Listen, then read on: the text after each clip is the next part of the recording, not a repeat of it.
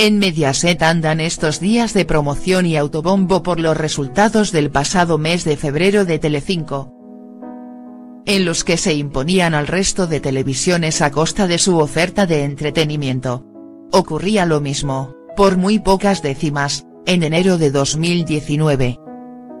Parte de culpa de ese éxito, así nos lo reconocen en sus promos la cadena de Fuencarral, la tiene Gran Hermano Dúo. El último invento de Paolo Basile para exprimir el tirón del morbo de los famosillos de 3 al cuarto y lo bien que explota sus vísceras Jorge Javier Vázquez. Pero hay una realidad oculta en los datos que tiene de los nervios a los responsables de Mediaset y que hace tirarse de los pelos a su gran estrella, Jorge Javier. Es un dato de audiencia que aterroriza al presentador catalán y que tiene que ver con la franja de edad de sus seguidores. La estrella de Telecinco ha quedado para los abuelos.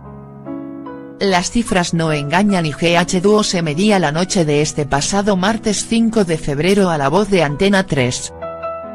En franja de coincidencia anoche, La Voz fue líder absoluto entre los jóvenes, en las edades que abarcan entre los 13 y los 24 años.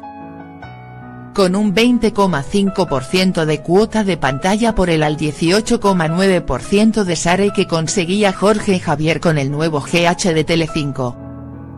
Por si fuera poco, el público más incondicional de Jorge Javier Vázquez y su Gran Hermano Dúo en competencia con el programa de Antena 3 fueron los espectadores de más de 65 años, con un 25,2%. Y otro dato más de geriátrico para Jorge Javier, al margen de la rivalidad con La Voz.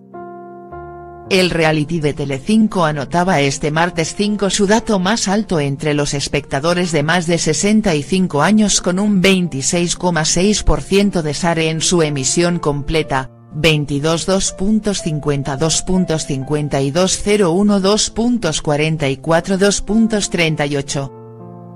Los más jóvenes comienzan a darle la espalda a él y lo que representa de modelo televisivo, y eso es algo que le pone absolutamente de los nervios al presentador de Badalona.